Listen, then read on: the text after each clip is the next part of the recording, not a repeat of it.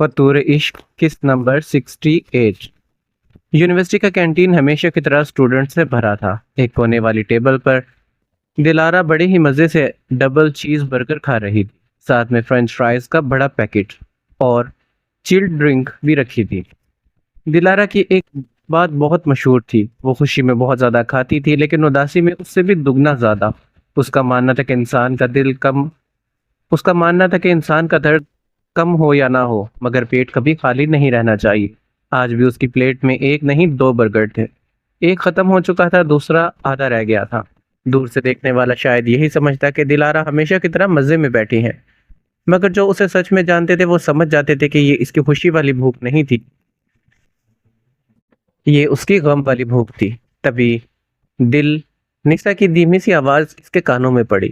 दिलारा के हाथ का नवाला हवा में रुका। उसने धीरे से सर उठाकर देखा। निशा उसके सामने खड़ी थी, चेहरे पर पछतावा, आंखों में नमी और होठों पर मजबूर सी मुस्कुराहट। क्या मैं बैठ सकती हूँ? दिलारा ने बगैर कोई जवाब दिए बर्गर का आखिरी बाइट लिया, नैपकिन से हाथ साफ किया, चिल्ड ड्रिंक का आखिरी घूंट पिया, फिर आराम से खड़ी हो गई। उसने एक बार भी निशा की जानिब नहीं देखा, बस अपना बैग कंधे पर डाला और चल दी। निशा फौरन इसके पीछे भागी। दिलारा, प्लीज मेरी बात तो सुनो। दिलारा ने कदम और तेज कर दिए। दिल, नाराज रहना है तो रह लो, लेकिन मेरी बात सुन लो। निशा ने जल्दी से आगे बढ़कर इसका बाजू पकड़ने की कोशिश की, मगर डोंट टच मी। दिलारा की बुलंद आवाज पूरे कॉरिडोर में गूंजी। आसपास चलने वाले स्टूडेंट भी रुककर उन दोनों को देखने लगे। निशा का हाथ वहीं हवा में रह गया, उसकी आंखों में आंसू आ गए। दिलारा की आंखें भी सुर्ख हो चुकी थी। तुम और तुम्हारा भाई दोनों एक जैसे हो, निशा ने लरजती आवाज में कहा। दिलारा प्लीज। दिलारा ने इसे बोलने ही नहीं दिया। नहीं, आज सिर्फ मैं बात सुनो, आज सिर्फ मेरी बात सुनो। तुम लोगों को सिर्फ दूसरों के जज्बात के साथ खेलना आता है। जब दिल चाहा किसी को उम्मीद दे दी, जब दिल चाहा उसी उम्मीद को अपने हाथों से तोड़ दिया। निशा के आंसू बह निकले। दिलारा की आवाज भर आ गई। हम हंसी मजाक करते हैं, हर वक्त चिल रहते हैं, हर किसी को हंसा देते हैं, लेकिन इसका यह मतलब नहीं है कि हमारे पास दिल नहीं है। हम भी इंसान हैं, हमारे दिल को भी दर्द होता है, हमारी फीलिंग्स भी होती हैं। तुम्हें पता भी है तुम्हारे डैड की बातों की वजह से दायान कितना टूट गया है। उसकी सेल्फ रिस्पेक्ट को चोट पहुंचाई है तुम लोगों ने। और याद रखना, जिसने भी मेरे भाई का दिल तोड़ा, इससे मेरा कोई रिश्ता नहीं रह सकता। सो प्लीज मेरे पीछे मत आना, मुझे मनाने की कोशिश मत करना, और सबसे बढ़कर मुझ पर अपनी झूठी फिक्र मत दिखाओ। जिस दिन तुम अपनी मोहब्बत के लिए खड़ी नहीं जिस दिन तुम अपनी मोहब्बत के लिए खड़ी नहीं हुई थी, उसी दिन तुम मेरी नजरों में भी गिर गई थी। अब बस मुझे अकेला छोड़ दो। निशा सिसक उठी थी। मैं मजबूर थी।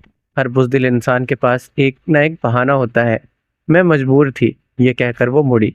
इस बार निशा ने इसे रोकने की हिम इस बार निशा ने इसे रोकने की हिम्मत नहीं की। बस वो वहीं खड़ी रही और अपने आंसू पोंछती रही। दिलारा सीधा स्टूडेंट कल्चर ऑफिस की जानिब चल पड़ी। उसके हाथ में कंपटीशन रजिस्ट्रेशन फॉर्म था। बस आज ये चैप्टर भी खत्म। आज ही हम दोनों का नाम इस कंपटीशन से निकलवा देती हूँ। मगर जैसे ही वो ऑडिटोरियम के पास पहुंची, एक साया उसके सामने आकर रुका। उसे देखते ही दिलारा का गुस्सा और भड़क गया। अब तुम भी आ गए। निहाल ने हमेशा की तरह अपना चश्मा हल्का सा ठीक किया, मगर आज उसने निगाहें नहीं झुकाई। दादा दिलारा, मम्मा मुझे सिर्फ 5 मिनट दे दो। दिलारा ने बगैर रुके जवाब दिया। मेरे पास 1 सेकंड भी नहीं है। वो इसके पास से निकलने लगी। निहाल ने फौरन एक कदम आगे बढ़ाकर रास्ता रोक दिया। प्लीज, सिर्फ 5 मिनट। दिलारा ने तीखी निगाहों से इसको देखा। मुझे समझ नहीं आती तुम्हारी प्रॉब्लम। एक बार नहीं सुनकर समझ क्यों नहीं आता? हट जाओ। निहाल धीरे से एक जानिब हो गया, मगर साथ साथ चलने लगा। मम्मा मुझे पता है तुम बहुत नाराज हो। दिलारा ने इसकी जानिब देखे बगैर कहा। नाराज नहीं, मैं बस उस कंपटीशन में तुम्हारा साथ अपना वक्त जाया नहीं करना चाहती। निहाल ने होठों को भींच लिया, फिर भी मुसलसल इसी के साथ चलता रहा। इसीलिए सिर्फ एक रिहर्सल, उसके बाद जो फैसला करो कि मैं मान लूंगा। दिलारा रुक गई।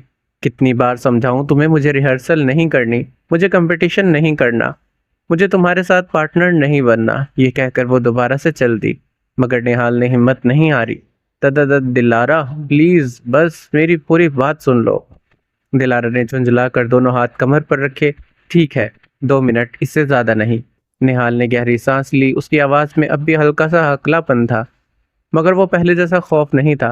मम्मा, मैं एक हफ्ता रोज प्रैक्टिस करता रहा, सिर्फ डांस नहीं, बोलना भी, मिरर के सामने, सुबह शाम रात हर दिन।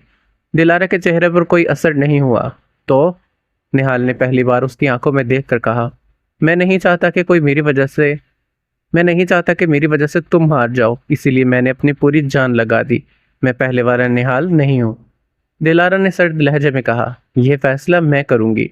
निहाल ने फौरन सर हिलाया। हाँ, और इसीलिए सिर्फ एक रिहर्सल। अगर तुम्हें लगे कि मैं वाकई ही बेकार हूँ, कि मैं तुम्हारे लेवल का नहीं हूँ, तो फिर हम दोनों इसी वक्त स्टूडेंट कल्चर ऑफिस चलेंगे। मैं खुद फॉर्म पर साइन करूंगा, खुद कंपटीशन छोड़ दूंगा, दोबारा कभी तुम्हारा वक्त भी ज़ाया नहीं करूंगा। दिलारा इसे कुछ लम्हों तक देखती रही। उसके चेहरे पर न जिद थी, न गुस्सा, सिर्फ एक सच्ची सी दरख्वास्त थी और एक हफ्ते की मेहनत का यकीन। निहाल ने धीमी आवाज में आखिरी बार कहा, बस एक मौका, सिर्फ एक। अगर आज भी मैं तुम्हारी उम्मीद पर पूरा नहीं उतर सका तो कल से तुम मुझे कभी देखना भी मत। कॉरिडोर में कुछ लम्हों की खामोशी छा गई। दिलारा ने गहरी सांस ली। फिर इसने रजिस्ट्रेशन फॉर्म को धीरे से मोड़कर अपने बैग में वापस रख दिया। ये तुम्हारा आखिरी चांस है निहाल, लास्ट। निहाल के होठों पर बेख्तियार मुस्कुराहट आ गई। थैंक यू, इसने धीरे से कहा था। चलो। दिलारा ने बेपरवाही से ऑडिटोरियम की जानिब इशारा किया। देखते हैं एक हफ्ते में तुमने वाकई ही कुछ सीखा भी है या सिर्फ डायलॉग याद किए हैं। दिलारा ने बेदिली से अपना बैग कंधे पर ठीक किया। ठीक है, चलो ऑडिटोरियम। चंद लम्हे चलने के बाद इसने महसूस किया निहाल ऑडिटोरियम की तरफ जा ही नहीं रहा था। वो सीधा यूनिवर्सिटी के मेन गेट की जानिब बढ़ रहा था। दिलारा फौरन रुक गई। एक मिनट। निहाल भी रुक गया। तुम कहाँ जा रहे हो? ऑडिटोरियम तो पीछे रह गया है। निहाल ने आदत के मुताबिक अपना चश्मा ठीक किया। मम्मा, मैं जानता हूँ। दिलारा ने हमें चढ़ाते पूछा। तो फिर तुम यूनिवर्सिटी से बाहर क्यों जा रहे हो? निहाल ने गहरी सांस ली। हम यहाँ प्रैक्टिस नहीं करेंगे। दिलारा ने हैरानगी से इसको देखा। क्यों? निहाल ने धीरे धीरे लफ्ज जोड़े। हाँ हाँ, हमजा। दिलारा ने उलझन से पूछा। हमजा का इससे क्या लेना देना? निहाल ने कहा, इसे सिर्फ इतना पता है कि हम पिछले रिहर्सल में कितने बुरे थे। अगर वो आज हमें प्रैक्टिस करते देख लेगा तो वो समझ जाएगा कि हमारी कितनी तैयारी हो चुकी है। फिर या तो हमें स्टेप कॉपी करेगा या कल से यहाँ कोई नई चाल चलेगा। दिलारा खामोश हो गई। निहाल ने पहली बार पूरे एतमाद से इसकी जानिब देखा। मैं चाहता हूँ कि वो इसी गलत फहमी में रहे कि हम अब भी वैसे ही हैं। कल जब हम स्टेज पर उतरेंगे तब इसे पहला सरप्राइज मिलेगा। फिर इसके होठों पर हल्की सी मुस्कुराहट आई। और जब वो सोचेगा कि बस इतना ही, तब दूसरा सरप्राइज। दिलारा ने भवें सुकेड़ कर पूछा। दूसरा सरप्राइज? निहाल हल्का सा हंसा था। हमारी परफॉर्मेंस, डबल सरप्राइज। दिलारा बस इसे देखती रह गई। ये वही निहाल था जो एक हफ्ते पहले दो जुमले ठीक से नहीं बोल पाता था। आज भी इसके अल्फाज में हल्का सा हकलापन था, मगर इसकी सोच बिल्कुल बदल चुकी थी। तुम काफी बदल गए हो। निहाल ने शर्माते हुए निगाहें झुकाई। मैं सिर्फ खुद को बेहतर बनाने की कोशिश कर रहा हूँ, तुम्हारे लाइक पार्टनर बनने के लिए। दिलारा के होठों पर बेख्तियार मुस्कुराहट आई। ठीक है, देखते हैं। कुछ देर के बाद निहाल की बाइक एक पुरानी सी कमर्शियल बिल्डिंग के सामने आकर रुकी। दिलारा ने इधर उधर देखा। नीचे एक छोटा सा बोर्ड लगा था, रिदम डांस स्टूडियो, मगर शटर आधा गिरा हुआ था। आसपास कोई खास भीड़ भी नहीं थी। दिलारा ने हैरानगी से पूछा, यहाँ? निहाल ने बाइक बंद की। हाँ। वो सीढ़ी चढ़कर ऊपर गया, अपनी जेब से चाबी निकाली और दरवाजा खोला। दिलारा की भवें और सुकड़ गई। चाबी? निहाल हल्का सा हंसा। मम, मेरे दोस्त की एकेडमी है, वो शाम को क्लासेस लेता है, दोपहर में पूरी जगह खाली होती है, उसने मुझे प्रैक्टिस के लिए दे दी है। दिलारा ने इसे गौर से देखा। तुम एक हफ्ते से यहीं प्रैक्टिस कर रहे थे? निहाल ने धीरे से सर हिलाया। हाँ। अंदर आओगी? दिलारा कुछ पल इसको देखती रही, फिर बैग कंधे से उतार कर अंदर दाखिल हो गई। दरवाजा बंद करते ही सामने एक बहुत बड़ा रिहर्सल हॉल था। पूरा हॉल खाली था, सिर्फ वो दोनों थे। दिलारा धीरे धीरे चलती हॉल के बीच तक आई। उसने शीशों में अपना अक्स देखा, फिर मुड़कर निहाल की जानिब देखा। तो ये है तुम्हारा सीक्रेट अड्डा? निहाल हल्का सा हंसा। Secret rehearsal? दिलारा ने इसका मजाक दिलारा ने मजाक में कहा। मुझे तो लग रहा है तुम कोई सीक्रेट एजेंट निकलोगे। निहाल की हंसी निकल गई। पापा पहले डांस तो कर लो, फिर सीक्रेट एजेंट भी बन जाऊंगा। दिलारा ने हैरानगी से इसको देखा। वाओ, जोक्स भी मारने लगे हो। लगता है कि एक हफ्ते में काफी प्रोग्रेस की है। निहाल शर्मा कर गर्दन को जाने लगा। पापा प्रैक्टिस सिर्फ डांस की नहीं थी। दिलारा ने भवें उठाई। और किस चीज की? निहाल ने धीरे से कहा। बोलने की। तुम्हारे सामने कम से कम पूरा जुमला बोल सकूं, इसीलिए। ये सुनकर दिलारा चंद लम्हे के लिए बिल्कुल खामोश हो गई। उसने पहली बार महसूस किया कि ये लड़का सिर्फ कंपटीशन के लिए नहीं, बल्कि खुद को बदलने के लिए मेहनत कर रहा था। निहाल स्पीकर के पास गया, मोबाइल कनेक्ट किया। हल्की सी इंस्ट्रूमेंट मेलोडी हॉल में गूंजने लगी। वो वापस दिलारा के सामने आकर रुका। एक गहरी सांस ली, फिर आदत के मुताबिक हल्का सा हकलाते बोला, डर डर डर लग रहा है? दिलारा ने हैरानगी से पूछा। अब? निहाल मुस्कुराया। हाँ, क्योंकि आज मेरा इम्तिहान डांस का नहीं है, दिलारा का फैसला है। अगर आज तुम अगर आज तुम्हें मेरी मेहनत नजर आ गई तो कल हम स्टेज पर साथ होंगे, और अगर नहीं तो आज ही सब कुछ खत्म। दिलारा ने इसकी आंखों में देखा। इसमें ना तर्स था ना मजबूरी, सिर्फ एक खामोश यकीन। उसने धीरे से अपना बैग एक कुर्सी पर रख दिया, बालों को पीछे किया और इसके सामने आकर खड़ी हो गई। ठीक है मिस्टर सीक्रेट रिहर्सल, देखते हैं आज एक हफ्ते में तुमने खुद को कितना बदला है। निहाल के होठों पर हल्की सी मुस्कुराहट आई। उसने गहरी सांस ली, फिर अपना चश्मा उतार कर साइड टेबल पर रखा। दिलारा की नजरें बेइख्तियार इस पर टिक गई। बगैर चश्मे के उसकी शख्सियत बिल्कुल अलग लगती थी। निहाल उसके बिल्कुल सामने आकर रुका। उसने इजाजत मांगते धीरे से आवाज में कहा, मैं आई। इसने बहुत अदब के साथ अपना हाथ इसकी जानिब बढ़ाया। रेडी? दिलारा ने एक नजर इसके हाथ पर डाली, फिर इसकी आंखों में देखा और आहिस्ता से अपना हाथ इसके हाथ पर रख दिया। म्यूजिक की धुन धीरे धीरे तेज होने लगी और दोनों की रिहर्सल शुरू हो गई। निहाल ने बहुत एहतियात से अपना एक हाथ उसकी कमर पर रखा। म्यूजिक धीरे धीरे शुरू होने लगा। निहाल ने पहला स्टेप लिया।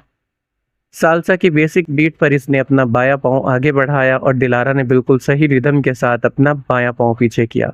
दोनों के कदम जमीन पर 1 2 3 5 6 7 की रिदम पर बिल्कुल परफेक्ट पड़ रहे थे। दिलारा के चेहरे से धीरे धीरे हैरानगी झलकने लगी। उसने सोचा, निहाल 2 3 स्टेप के बाद फिर से घबरा जाएगा, मगर आज ऐसा कुछ नहीं हुआ। जब भी वो मुड़ती निहाल इसके साथ था। जब भी रिदम बदलती उसके कदम इससे पहले तैयार हो जाते। दिलारा की आंखों में अब हैरानगी की जगह तसल्ली उतरने लगी। उसने पहली बार डांस को एंजॉय करना शुरू कर दिया। निहाल ने धीरे से कहा, देखा, मैंने वाकई ही प्रैक्टिस की थी। दिलारा की हंसी निकल गई। लगता है सच कह रहे थे। मगर जैसे ही बीट थोड़ी और गहरी और तेज हुई, निहाल ने एक झटके से दिलारा का हाथ ऊपर उठाया और इसे अपनी उंगलियों के इशारे पर गोल घुमाया।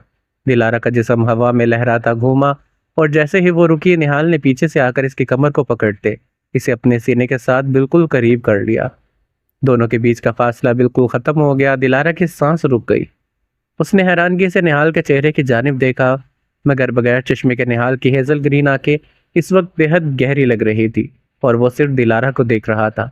उसके बाद निहाल ने दिलारा को एक खूबसूरत झटके से अपने दूसरी तरफ सरका दिया, मगर साथ ही उसका हाथ नहीं छोड़ा था। उसके हाथों की तपिश दिलारा को साफ महसूस हो रही थी। दिलारा का दिल सीने में इस कदर तेजी से धड़कने लगा कि उसे लगा कि निहाल उसकी धड़कन को साफ सुन सकता है। उसने जिंदगी में कभी ऐसे अजीब और खूबसूरत एहसास को महसूस नहीं किया था। निहाल ने दिलारा को तेजी से स्पिन किया और फिर एकदम से इसे नीचे की जानिब झटका दिया। दिलारा ने बिना सोचे समझे अपने दोनों हाथ निहाल के गले में डाल दिए। जब निहाल ने अपनी पूरी मर्दाना ताकत से इसे वापस ऊपर खींचा तो दूसरे के चेहरे के तो दोनों के चेहरे एक दूसरे के बिल्कुल करीब थे। निहाल की गर्म सांसें दिलारा के चेहरे पर लग रही थी। दिलारा इस नए और बेहद रोमानवी निहाल को देखकर पूरी तरह से इसमें खो चुकी थी। कहाँ वो डरने वाला और हकलाने वाला लड़का और कहाँ ये रोमानवी सा निहाल। निहाल ने आखिरी बीट पर इसको एक बार फिर से हवा में घुमाया और निहायत ही शिद्दत से उसे अपनी बाहों में समेट लिया। म्यूजिक अचानक खत्म हो गया। पूरा हाल खामोश हो गया। सिर्फ उन दोनों की तेज सांसें गूंज रही थी। दिलारा ने शीशे में अपना और निहाल का अक्स देखा। उसकी हार्ट बीट मिस हुई। वो फौरन से इससे अलग हुई। निहाल ने मुस्कुराते धीमी आवाज में कहा, देखा ना, कल हम पक्का जीतेंगे। दिलारा ने उसकी आंखों में देखा, पर हमारी टीम का नाम होगा हाले दिल। ये दो अल्फाज सुनते दिलारा का दिल एक पल के लिए धड़कना भूल गया था। हाले दिल। आरेश और बहारे और अर्जल और हेजल अपना हनीमून खत्म करके दुरानी मेंशन वापस आ चुके थे।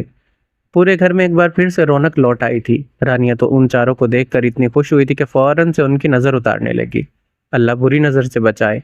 हशमत साहिब के चेहरे पर तसल्ली थी। आमना बेगम बार बार दोनों बहुओं को प्यार भरी निगाहों से देखे जा रही थी। शाजिम दुरानी, काजिम, दयान और दिलारा भी उन दोनों की जोड़ियों को देखकर इतना खुश हो रहे थे। हनीमून से लाए हुए तोहफों में एक एक करके सब में तकसीम होने लगे। मालम जब्बा और हमजा से लाए गए शॉल, ड्राई फ्रूट, हाथ से बनी हुई यादगार चीजें और छोटे छोटे गिफ्ट को देखकर घर का माहौल और भी ज्यादा खुशगवार हो गया। लेकिन खुशी ड्राइंग रूम में लेकिन जितनी खुशी ड्राइंग रूम में थी, इतनी ही खामोशी दुरानी मेंशन के एक कमरे में फैल चुकी थी। हानिया अपने कमरे में गहरी सोच में डूबी बैठी थी। उसके चेहरे पर हमेशा की तरह सुकून था, मगर उसकी आंखों के पीछे कुछ और ही चल रहा था। तभी दरवाजा खुला। जारा और नैना तेजी से अंदर दाखिल हुए। जारा ने आते ही बेचैन लहजे में कहा, आंटी, आपने हेजन को देखा? पता नहीं हनीमून में ऐसा क्या हुआ है, लेकिन उसके चेहरे का नूर ही बदल गया है। हर वक्त बस मुस्कुराती रहती है। और अर्जल, वो तो इसको इस तरह से देख रहा है जैसे उसके अलावा दुनिया में कुछ नजर ही नहीं आ रहा। नैना ने फौरन से बात संभाली, और बहारे, वो तो पहले से बिल्कुल अलग लग रही है। इतनी शर्मीली, इतनी खुश, और आरेश, उसकी नज़र एक पल के लिए भी बहारे से नहीं हट रही। मुझे तो देख कर ही गुस्सा आ रहा है। जारा ने नफरत से होंठ भींचे। लगता है दोनों कपल्स हद से ज्यादा मोहब्बत में डूब चुके हैं। हमें तो देखते भी नहीं है।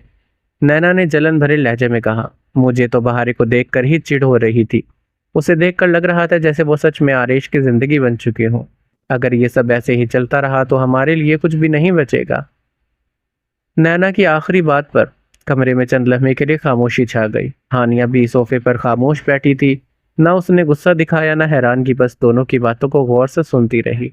जारा ने बेचैनी से इधर उधर चल जारा बेचैनी से इधर उधर चलने लगी। आंटी, अगर हमने अभी कुछ नहीं किया तो हेजन हमेशा के लिए अर्जल की हो जाएगी। फिर मेरे लिए कुछ नहीं बचेगा। नैना भी पीछे नहीं रही। और बहारे, वो दिन ब दिन आरेश के और करीब होती जा रही है। मुझे उसकी वो मासूमियत देखकर ही गुस्सा आता है। हर वक्त बस आंसू, हर वक्त बस शराफत, और इसी वजह से सब इस पर तरस खाकर इसे और ज्यादा मोहब्बत देते हैं। जारा ने तंज किया। ना जाने इन दोनों ने इनमें ऐसा क्या देख लिया। हम में क्या कमी थी? अचानक हानिया उठकर खड़ी हुई। बस, उसकी ठंडी आवाज ने दोनों को फौरन से खामोश कर दिया। वह आहिस्ता आहिस्ता अलमारी की जानिब बढ़ी, लॉकर खोला, अंदर से एक पतली सी फाइल निकाली। वापिस आकर इस फाइल को जारा के हाथ पे रख दिया। खोलो इसको। जारा ने उलझन से फाइल खोली। पहला सफा देखते इसकी आंखें फैल गई। ये तो हानिया के होठों पर हल्की सी मुस्कुराहट उभरी। अर्जल और हेजन के एग्रीमेंट पेपर्स। जारा ने जल्दी जल्दी दोनों सफ़े को उल्टा, फिर तीसरा। हर सफ़े पर दस्तखत मौजूद थे। उसने बेयकीनी से हानिया की जानिब देखा। आंटी, हाँ, ये सच है। हानिया ने पुरसुकून लहजे में जवाब दिया। बिल्कुल। ये शादी मोहब्बत की बुनियाद पर नहीं हुई थी। ये एक कॉन्ट्रैक्ट मैरिज थी। कुछ जाती मकासद थे।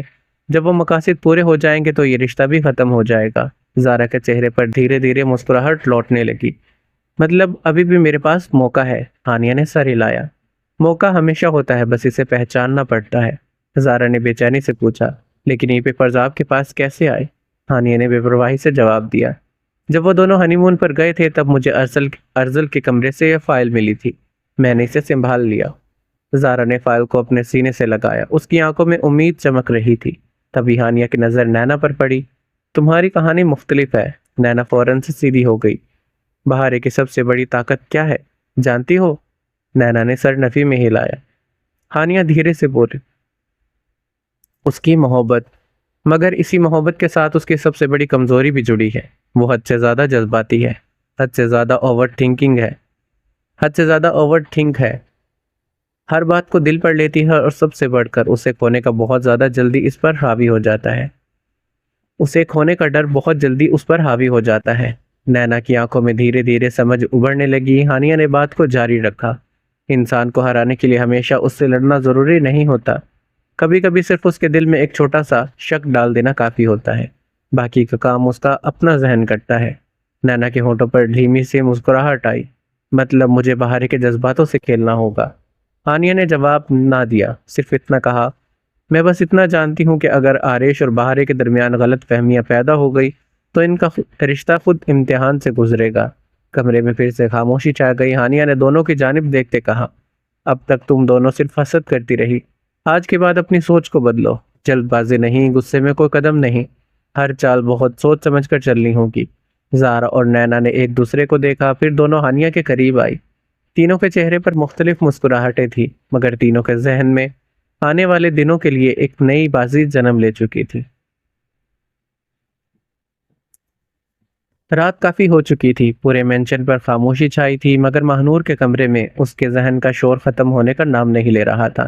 वो बेड के कोने पर बैठी थी, दोनों घुटनों को अपने सीने पर लगाए और बाजुओं का घेरा बनाकर इन्हें थामे हुए थी।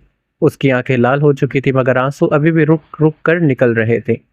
उसके जहन में बार बार आज का हर मंजर घूम रहा था, कयान का खुद को जख्मी कर लेना, उसका खून, और फिर उसकी वो सर्द आवाज, तुम्हें क्या लगता है, तुमने जो डायरी देखी और फिर मेरे कमरे में जो चीजें मिली, ये सब तुमने अपनी जासूसी से निकाली? महानूर ने बेख्तियार आंखें बंद की। उसके बाद कयान की दूसरी बात इसके कान में गूंजी, नहीं, वो सब तुम्हारे सामने इसलिए लाया गया क्योंकि मैं खुद चाहता था कि तुम इन्हें देखो। उसने अपनी मुट्ठियां भींच ली। फिर वो आखिरी जुमला जो इसके दिल में तीर की तरह उतरा था, मैं देखना चाहता था कि तुम बाकी लोगों की तरह, या मैं देखना चाहता था कि तुम बाकी लोगों की तरह हो या उन सब से मुख्तलिफ, और आज तुमने अपने जज्बात में आकर यह साबित कर दिया है कि तुम भी बाकियों जैसी हो। महानूर की पलकों से एक और आंसू टपक पड़ा। उसने फौरन से अपने आंसू पूछे, नहीं, मैंने गलत नहीं किया, मैंने सिर्फ वही किया जो मेरे सामने था। लेकिन दिल उसकी बात नहीं मान रहा था। तभी दरवाजे पर हल्की सी दस्तक हुई। महानूर ने फौरन से अपना चेहरा दूसरी तरफ फेर लिया। कम इन। दरवाजा खुला। एहान, साद और जैन और हमजा अंदर दाखिल हुए। चारों ने एक दूसरे को देखा, फिर एहान आगे बढ़ा। पासपोर्ट ऑफिस से बात हो गई है। महानूर ने बगैर उसकी जानिब देखे पूछा, कब तक बनेगा? एहान ने पुरसुकून लहजे में जवाब दिया, तुर्की में इमरजेंसी पासपोर्ट और एग्जैक्ट डॉक्यूमेंट भी एक प्रोसीजर के बाद ही इशू होते हैं। तुम्हारी आइडेंटिटी वेरिफिकेशन, इमिग्रेशन क्लियरेंस और एम्बेसी कंफर्मेशन के बाद ही प्रोसेस मुकम्मल होगा। अगर सब डॉक्यूमेंट वक्त पर क्लियर हो गए तो चंद दिन लग सकते हैं। महानूर ने फौरन इसकी बात काटी। चंद दिन? प्लीज़ कुछ करो, मुझे यहाँ से ले चलो, मैं एक पल भी इस जहन्नुम में नहीं रहना चाहती। कमरे में खामोशी छा गई। एहान ने गौर से इसकी जानिब देखा। सुबह तक तो तुम सिर्फ घर जाना चाहती थी, आज अचानक तुम हमारे भाई से इतनी नफरत क्यों करने लगी? महानूर कड़वी हंसी हंस पड़ी। नफरत? तुम्हारा भाई तो बहुत मासूम है, गलती तो सिर्फ मेरी होती है, हम ही विलन है, इसने गुस्से से कहा। जाकर अपने भाई से कहना जो कुछ इसने किया है उसका अंजाम एक दिन जरूर उसके सामने आएगा। इंसान जब दूसरे का दिल चारों चारों की आवाज एक साथ कमरे में गूंज उठी। महानूर खामोश हो गई। हमजा ने पहली बार सख्त लहजे में कहा, बगैर सच जाने किसी के किरदार का फैसला मत करो। साद ने बात आगे बढ़ाई, हर अमल के पीछे एक वजह होती है, तुमने सिर्फ अमल देखा था, नीयत नहीं। जैन की आंखों में मायूसी थी। अगर तुम पाकिस्तान पहुंच गई और तुम्हें हमारे भाई का माजी पता चल गया तो शायद तुम खुद अपनी आज की बातों पर पछताओगी। एहान ने गहरी सांस ली। हम तुमसे बहस नहीं करना चाहते, लेकिन एक बात हमेशा याद रखना, हकीकत हमेशा इतनी सीधी नहीं होती जितनी नजर आती है। एक दिन जब तुम सब कुछ जान जाओगी तो तुम्हें समझ आएगा कि आज तुमने कितनी जल्दी फैसला कर लिया। इतना कहकर चारों मुड़ गए थे। दरवाजा खुला और फिर धीरे से बंद हो गया। कमरे में दोबारा से खामोशी उतर आई। महानूर बेड पर बैठी रह गई और उसके जहन में दो आवाजें लड़ रही थी, एक जो कह रही थी कयान झूठा है, और दूसरी जो बार बार इसे सिर्फ एक ही सवाल पूछ रही थी, अगर वो सच कह रहा है तो। शाम ढलने को थी। यूनिवर्सिटी का बास्केटबॉल कोर्ट इस वक्त लगभग खाली था। सिर्फ एक ही आवाज बार बार गूंज रही थी, ठक ठक। दायान तन्हा कोर्ट में बास्केटबॉल प्रैक्टिस कर रहा था। हर थ्रू पहले से ज्यादा ताकतवर होता, जैसे वो बास्केट में नहीं अपने गुस्से को फेंक रहा हो। कभी बाल रिम से टकराती, कभी सीधा नेट के अंदर चली जाती। उसके चेहरे पर पसीना था, मगर इससे कहीं ज्यादा उसकी आंखों में जलती हुई तकलीफ थी। तभी उसने अपने पीछे हल्की सी आहट को महसूस किया। दयान दयान ने बाल पकड़ी, मगर पलट कर नहीं देखा। निशा धीरे से इसके करीब आई। उसकी आवाज में हिचकिचाहट थी। क्या मैं तुमसे बात कर सकती हूँ? दयान ने धीरे से बाल दोबारा से बाउंस किए, जैसे उसने सुना ही ना हो। निशा और करीब आई। प्लीज एक बार मेरी बात सुन लो। दयान ने आखिरी पलट कर इसकी जानिब देखा। दयान ने आखिर पलट कर उसकी जानिब देखा, मगर उसकी नज़र में वो अपनायत नहीं थी जो पहले हुआ करती थी। बिल्कुल अजनबी सी नज़र, बिल्कुल ठंडी।